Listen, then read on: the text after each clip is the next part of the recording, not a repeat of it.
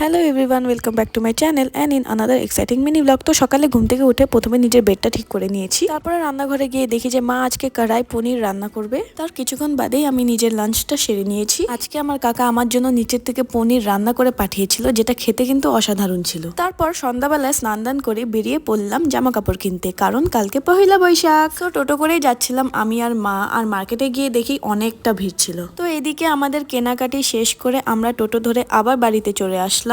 আসার পথে কিন্তু দুটো চিপস আমি কিনে নিয়েছি। তারপরে আমি আমার ফ্রেন্ডের সাথে গেছিলাম চড়ক পূজা দেখতে, এন্ড লাস্ট মোমেন্টে গিয়েছিলাম, তার জন্য সবকিছুই শেষ হয়ে গেছিল। তারপর আমি চলে গেছিলাম আরবের বাড়িতে ওর সাথে টাইম স্পেন্ড করতে। এন্ড তারপরে আন্টি আমাদের জন্য সবার জন্য এগরোল বানিয়েছিল, যেটা খেতে কিন্তু অসাধারণ ছিল। তো আমি আমার এগরোল খেয়ে কিন্তু রাতের ডিনারটা এখানেই কমপ্লিট করে ফেললাম। বাড়িতে এসে কিন্তু এক্সট্রা করে আর কিছুই খাইনি। ব্যাস এই অবধি ছিল আজকের ব্লগটা। ভালো লাগলে লাইক এন্ড চ্যানেলটিকে সাবস্ক্রাইব।